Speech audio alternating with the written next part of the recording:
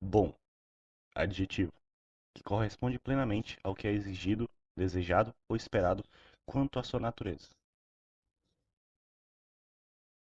Bom, nós fomos ensinados a romantizar a bondade. Fomos ensinados a acreditar que as pessoas boas são puras, ingênuas, figuras imaculadas, que são pessoas que nunca encostaram sequer na sujeira desse mundo. Mas, pelo menos pra mim, isso não é bondade. Isso é apenas ingenuidade ou cegueira. Carl Jung tem uma reflexão bem incomum até sobre isso, pelo menos na minha opinião.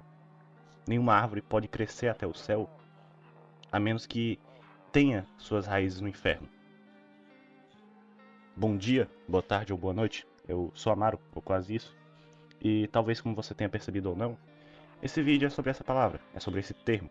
Esse vídeo é sobre bondade, sobre ser bom. O meu devaneio nesse vídeo é sobre uma questão simples, meio simples até.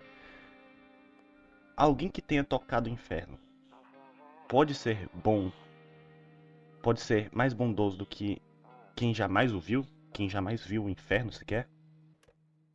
Quem conheceu a pior face de si mesmo pode ainda escolher e ser bom?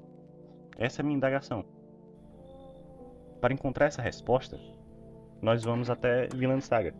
E, obviamente, para quem já conhece a obra, para Thorfinn. Quando conhecemos o jovem Thorfinn, ele não é uma pessoa boa. Muito pelo contrário. Ele é consumido pelo ódio da morte de seu pai. Por conta disso, ele se entrega à guerra. Ele passa a infância e a adolescência inteira, salvo engano, matando pessoas, espalhando dor e sofrimento. Ele tira a vida de dezenas, talvez centenas de pessoas. Pessoas como ele tinham também família, também tinham pessoas esperando em casa, sabe? Tudo em busca de vingança, sem sequer pensar em nada disso. O Thorfinn dessa época não apenas tocou no inferno, ele esteve lá. Ele se tornou um demônio violento. E esse demônio é a parte desagradável da vida que muitas vezes nós desviamos o olhar. Ou, infelizmente, na minha opinião pelo menos, alguns de nós admiram, mesmo que seja em segredo ou até mesmo de forma clara, vangloriando essa parte. Meio estranho, não? Mas calma que eu vou tentar explicar isso melhor. Mas o inferno não é o fim da história.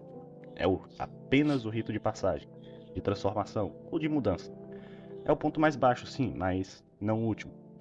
Quando o motivo da vingança de Thorfinn some, ele cai na escravidão, ele se torna um escravo. Não no sentido filosófico, mas no sentido literal da palavra. Ele se perde no sentido do que é viver, digamos assim, e ele começa apenas a existir. Ele começa apenas a fazer o que é mandado dia após dia. Nesse momento, no silêncio, que a mente dele aos poucos recupera a lucidez. E o peso da realidade esmaga os ombros dele. Sempre que ele fecha os olhos, seja para dormir, seja para descansar, ele vê os cadáveres de todas as pessoas que ele matou, o puxando seu corpo para o mais fundo abismo. Ele percebe que o monstro da história não era nenhuma das pessoas que ele considerava inimigos, pessoas cruéis ou algo do tipo. Não. O monstro da história sempre foi ele. Para a grande maioria de nós, ou pelo menos para mim, o peso dessa culpa seria o suficiente para nos fazer sucumbir, para desistir.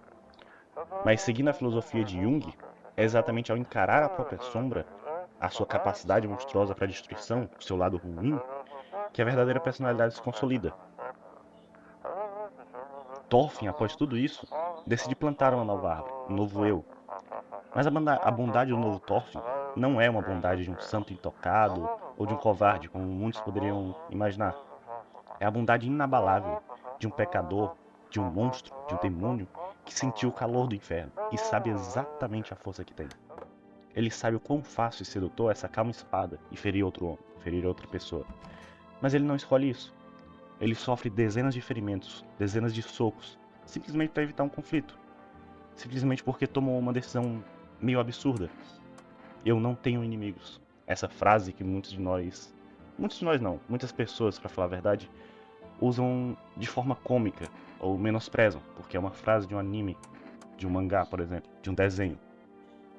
Ele carrega o Thorfinn com essa frase, ele carrega o inferno dentro de si mesmo todos os dias, para tentar garantir que o mundo ao redor dele, para as pessoas ao redor dele, seja um pouco menos ruim. Porque se ele não nutre ódio por ninguém, se ele não naturalmente considera ninguém seu inimigo natural, digamos assim, não tem por que ele agir com violência primeiro. Não tem por que ele tentar ser mal primeiro, digamos assim. Bom, agora é que eu dou a minha opinião sobre tudo isso. Pelo menos pra mim, as pessoas que ignoram essa sombra dentro de si são realmente as perigosas. Não as que mostram essa sombra, sabe? Porque no primeiro conflito, elas puxam a espada, elas sacam a arma, elas te ferem com tanta naturalidade que nem sequer se importam com o que dizem ou com o que fazem. Fazendo muitas vezes de forma simples aquilo que criticam. Elas podem muito bem falar ou criticar que você fale algo, mas no conflito elas vão fazer aquilo, vão falar aquilo. São as mesmas pessoas, pelo menos que eu vejo, muitas vezes dizendo algo como que um homem bom seja violento contra um homem mau. E isso pra mim só continua esse ciclo estúpido. E não me entenda mal. Não é pra ser estúpido e deixar ser ferido por alguém, deixar a pessoa destilar o ódio pra cima de você, mas sim para tentar quebrar o ciclo. Para tentar, quando você vir esse ciclo, tentar impedi-lo, se for possível. Se não for, apenas faça o que a sua natureza permite. É sobre tentar resolver um problema ao invés de simplesmente querer esquecê-lo.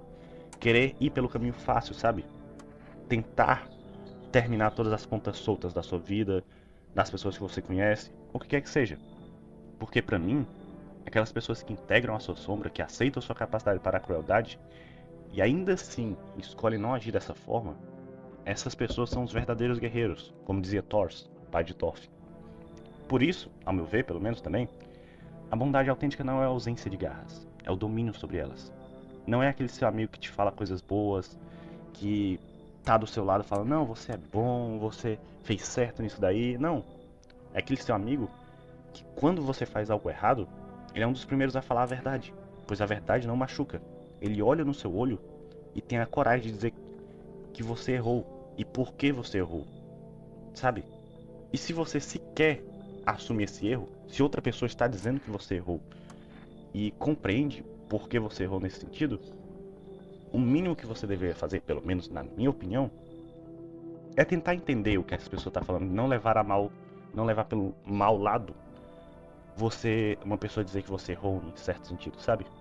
No final de contas, talvez a lição principal que eu queira passar seja isso. Você só consegue construir a paz se você souber exatamente o peso da guerra, se você souber exatamente o que a guerra proporciona. Todo aquele sofrimento, sabe? Toda aquela dor, toda aquela amargura, sabe?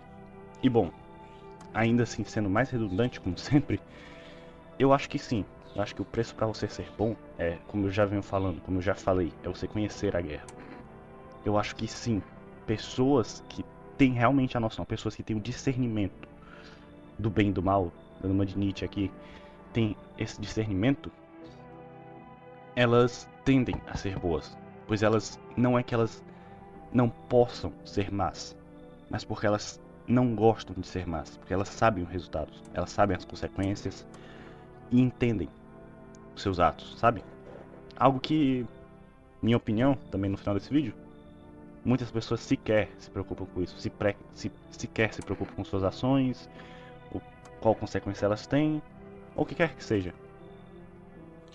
Mas no final, essa é somente a minha opinião. Se você concorda ou discorda de alguma forma, peço que deixe o like ou o dislike, peço que deixe um comentário na descrição. Se concorda ou se não, se tem alguma opinião similar. E é isso. Eu sou Amaro, ou quase isso, e até a próxima.